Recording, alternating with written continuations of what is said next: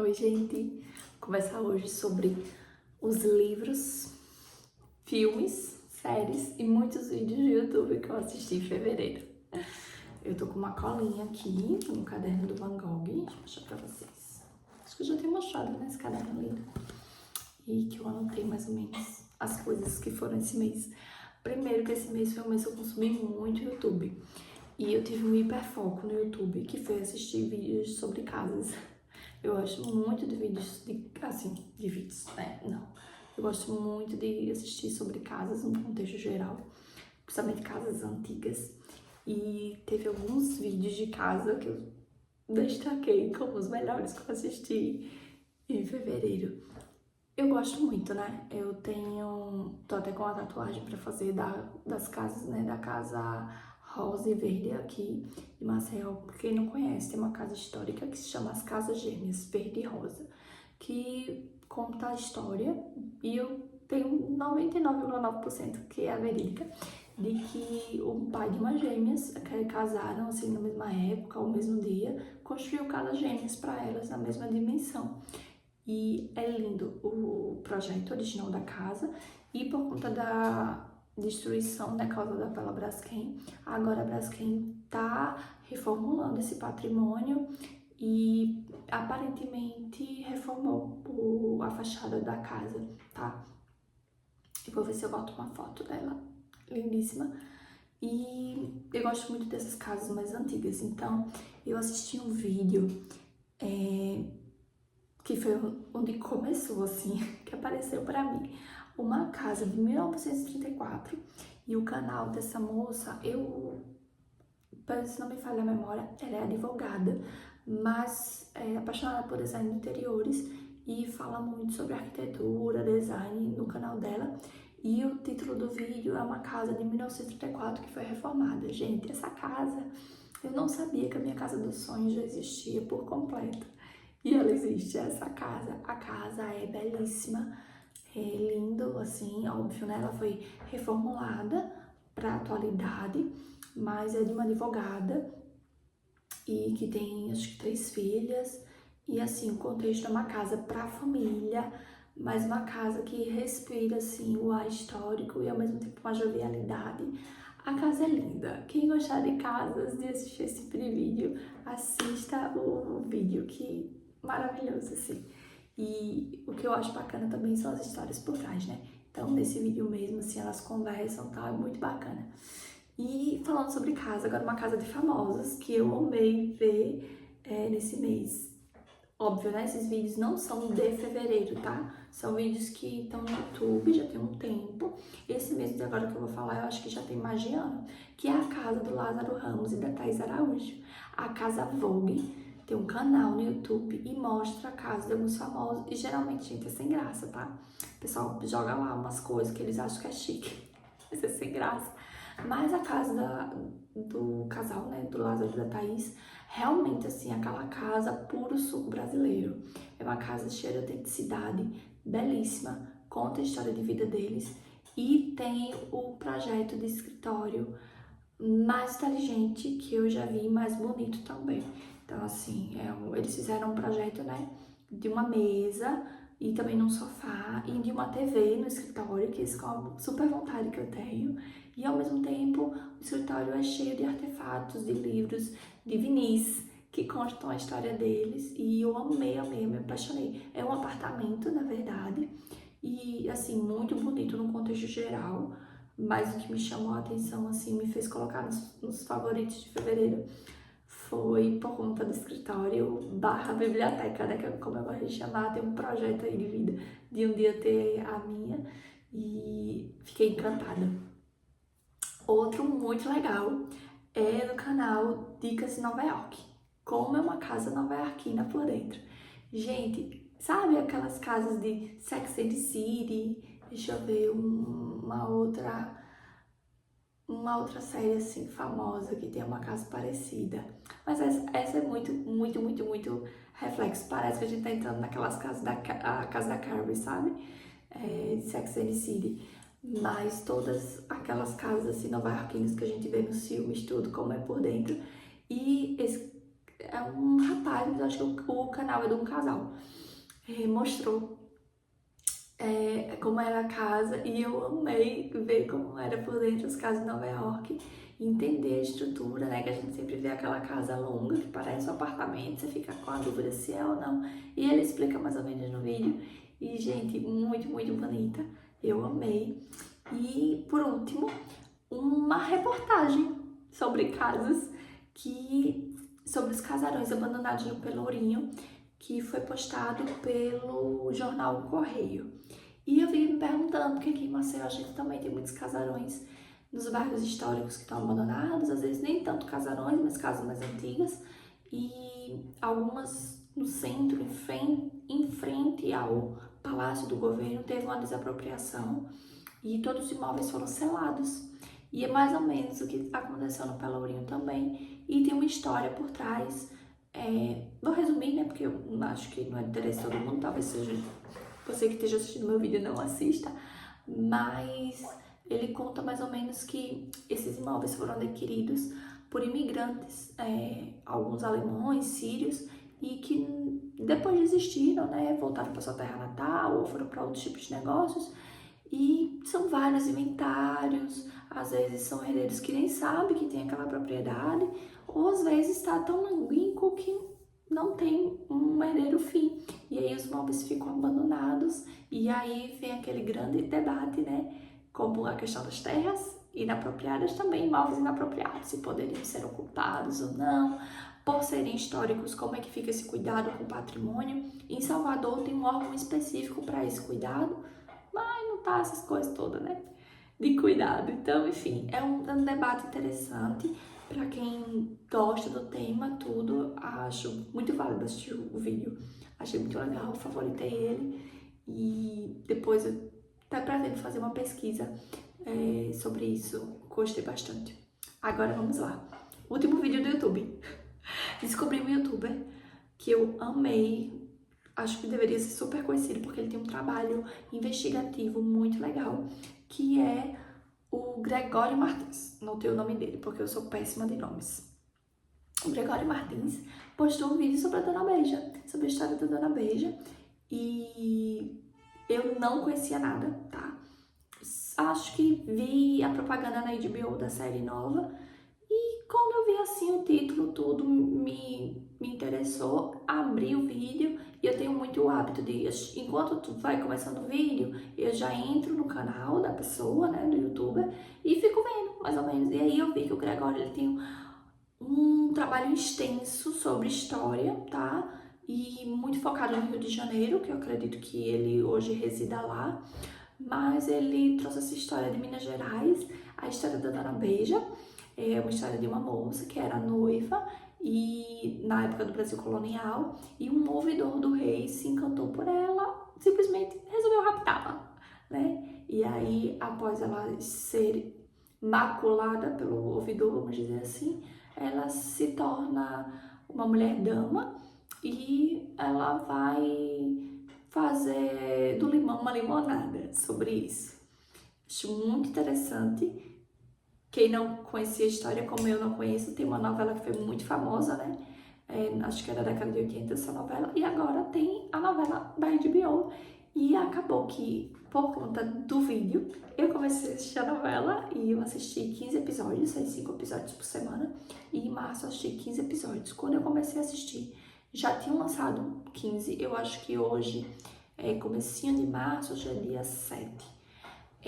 Já tem uns 25 episódios por aí, então, como quem quiser como eu, né, que gosta de assistir várias coisas, dura mais ou menos 45 minutos cada episódio. E, gente, é muito boa a novela, tá? Porque tá contando a história dela, mas assim, tem várias situações que vão acontecendo e vai ficando um suspense, e só lá na frente é que retorna e mostra aquele suspense. Ou às vezes você nem acha que aquilo ali, você até, se você ficar assistindo, fazer a maratona, como eu tava fazendo, você pode até passar despercebido por algum elemento, e depois isso vai retornar. E tá muito bom. Eu tô gostando bastante, tendo cuidado até pra não assistir só isso. E eu assisti muito só isso. Amei mesmo a novela. Tô assistindo, eu acredito, que devo até agora no mês de março, devo continuar assistindo ela e até me equiparar, né, aos episódios semanais. Eu acho que vão ser 40, posso estar errada, mas eu acho que eu vi em algum local que vão ser 40. Bom, sobre filmes agora. Tentando assistir os filmes pro Oscar, né? Oscar é próxima semana, dia 15 de março. E eu ainda não assisti Uma Batalha Após a Outra, que é um filme que eu quero muito assistir. E eu queria assistir muito também Sonhos de Trem.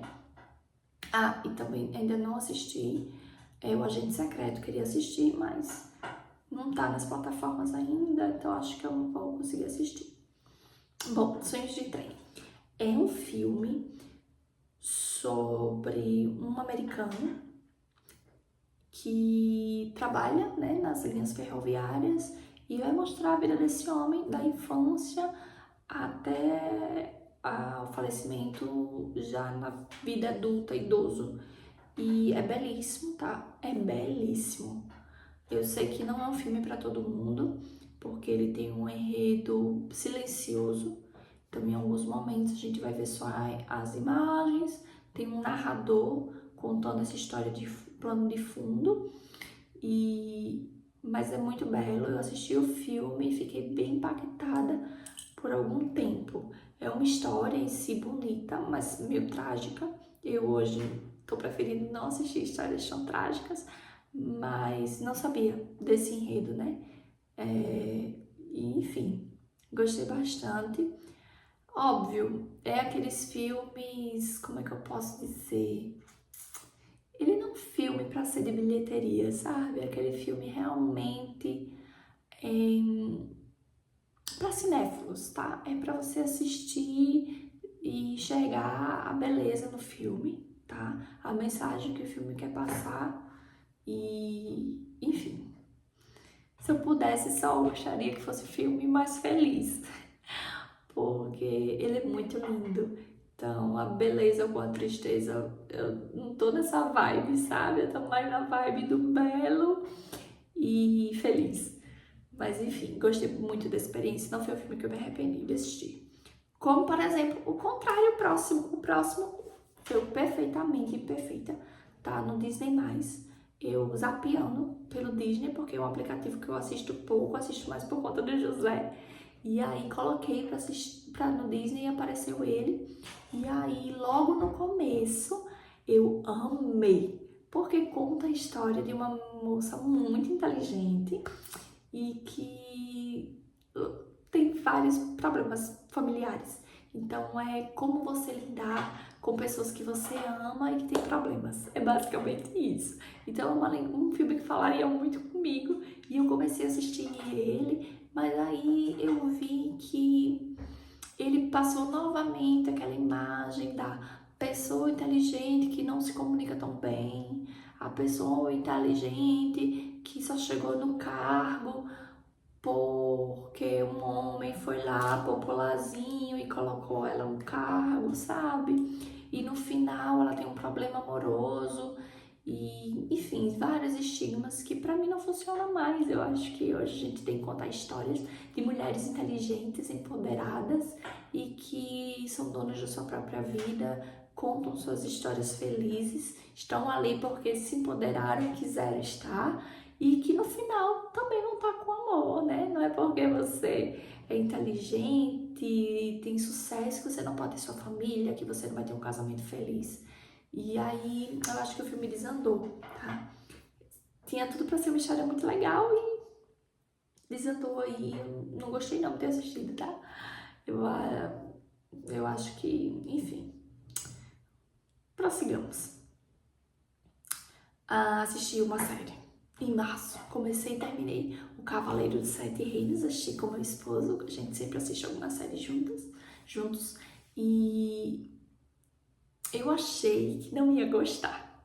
Não gosto muito de histórias de cavaleiros.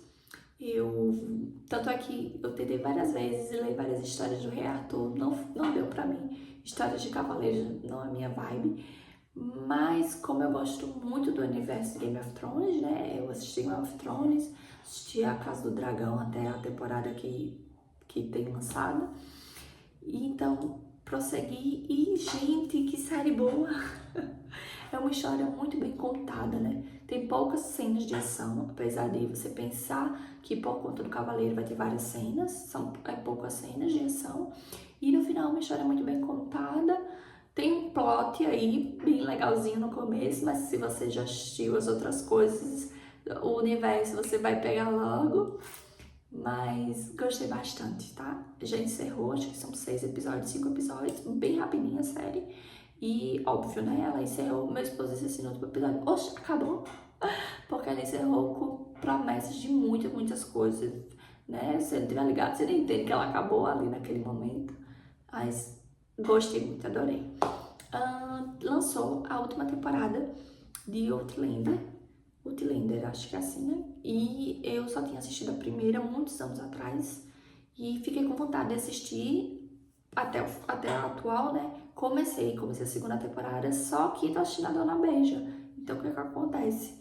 2 séries de época muito longas, que os episódios dela também são longos, não tava funcionando pra mim. Então, eu assisti 3 episódios da segunda temporada e dei um pausezinho. Vou continuar a Dona Beija, porque a história tá muito mais legal. E assim que concluir, eu pretendo voltar, porque eu gosto de séries de época, né? Eu assisti em 2025 A Era de Ouro. Tô assistindo Bridgerton, né? Não assisti o complemento porque lançou no último dia de fevereiro e não assisti. Mas enfim, eu gosto muito de séries de época, então quando terminar Dona Beija, provavelmente eu vou pra ela e vou até o final. Pra concluir, mês de fevereiro, não ficar muito longo o vídeo, eu vou indicar só um disco, porque foi o disco que eu ouvi nele completo, né? Foi o que eu mais ouvi em fevereiro, por conta do carnaval. Eu ouvi muito A Cor é Rosa, de Silva, é o tipo de música que eu gosto. Música brasileira, com batida, muita influência afro, adoro. E ouvi o carnaval todo, a gente foi pra uma cidade aqui vizinha, Paripoeira, eu fui e voltei ouvindo o disco, tocou mais de uma vez, e eu gosto bastante. Agora sobre livros, né? O que acontece? Eu não sei o que está acontecendo em 2026 com as minhas leituras, mas eu não sei se vai ser um ano das minhas leituras, né? Fiz vários projetos literários e tenho cumprido pouquíssimos.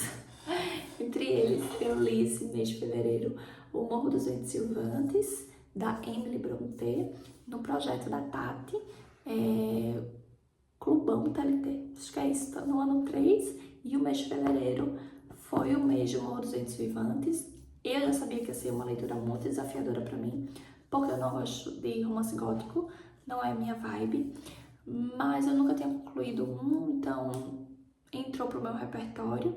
Eu acho muito válido, teve um lançamento agora do filme, e não pretendo assistir, não, acho que não vai me acrescentar, porque eu já vi várias resenhas que sensualizaram a história, tem outras vertentes que tem nada a ver com o livro. O livro em si, apesar dessa parte, né, que eu falei gótica, tudo que eu não gostei, porque não é um tipo de leitura que dá pra mim, eu acho muito válido sair do nosso ambiente de conforto de vez em quando, e foi o que eu fiz além desse livro, mas também não vou insistir. Então eu sei que outros do tipo não vou insistir. A edição é belíssima, ela é comentada, o que pra mim atrapalhou. Então eu acho que também vou optar, por enquanto, por não ler esses comentários, principalmente o começo. Eu gosto de ler o livro e fazer as minhas próprias correlações. E se tiver algo ali que eu não vá, eu vou mais a fundo, sabe? Compreender. Mas eu não gosto de todo o tempo ter uma notinha ali me dizendo coisas que eu gostaria de pensar sozinha. Como, por exemplo, citações da Bíblia, referência a personagens bíblicos. Eu gosto de fazer essas próprias correlações e ao final da leitura, assim, identificar alguns pontos e ver o que é que eu posso pensar, o que é que estudiosos viram sobre isso. Enfim, né? Eu não li, eu sei que ela tem apresentações, notas, no final também tem apêndices, eu não li também, optei por não ler, fiz as minhas próprias análises e acompanhei o material de apoio que a Tati Feltrin lançou sobre ele, gostei bastante do material dela. Mas tenho evitado os comentários dessas edições porque eles têm ido por outras vertentes, como por exemplo o filme, né, que romanceou aí uma situação que não tem. A história do Morro dos Ventos Vivantes conta a história de um jovem órfão que é adotado por um pai que tem 2 filhos e é trazido para essa família, mas ele já é uma criança problemática e personaliza isso também na filha e cria uma situação de adversidade com o outro irmão, o outro filho. Também tem um pessoal de uma outra casa próxima, né? A gente tá falando aqui do interior da Inglaterra, então a gente pode comparar com uma fazenda, de uma fazenda próxima. E também vai ter uma rivalidade com os filhos dessa família. E, gente, esse livro, todos os personagens são odiosos. Você não vai gostar de ninguém. Desde a narradora, que é uma empregada aqui, até os personagens principais, o Radcliffe. Gente, minha pronúncia, né? Não sei falar inglês, enfim. Até a Catherine, pra mim, a pior personagem de todas, que seria a mocinha da história. E, enfim, tem como gostar de ninguém. Eu não gostei de ninguém nesse livro. Ainda bem que acabou. Eu li o final, bem, tipo assim, meu Deus, o que eu tô lendo isso? Mas, né? É aquela coisa, sempre vai ter quem vai gostar. Eu lembro quando eu era adolescente, tinha o Crepúsculo lançando, a personagem principal do Crepúsculo era fã desse livro e várias pessoas leram esse livro e ficou queridinho de várias pessoas. E é o clássico favorito de muita gente. Muita gente que eu gosto muito do YouTube gosta desse livro. Enfim, né? Tá aí. Gostei da experiência no final. E eu comprei ele, edição comentada, capa dura, porque eu acho um livro importante você tá na biblioteca, entre os clássicos. Se você for ler um clássico gótico, né? Vamos ler ele, vamos ler, sei lá, Drácula, Frankenstein, eu acho também interessante. Enfim. E estou em 90% do cemitério, dos livros e... Gente, eu devo estar falando o nome errado do livro agora. Eu esqueci, eu tô sem o Kindle aqui. Mas no projeto de leitura da tarde também, lendo Zaha. E é um grande favorito da vida. Com toda certeza vai ser o favorito do ano, porque eu acho que eu vou levar esse livro para sempre no meu coração. Pouquíssimas coisas são tão boas e tão gostosas de ler como esse livro. E próximo mês eu vou falar sobre ele. E foram as únicas leituras que eu fiz em fevereiro. Espero em março ter mais sucesso nas leituras. E é isso, até o próximo vídeo, trazendo mais registros para guardar aí de recordação do que ando assistindo, lendo e ouvindo durante 2026.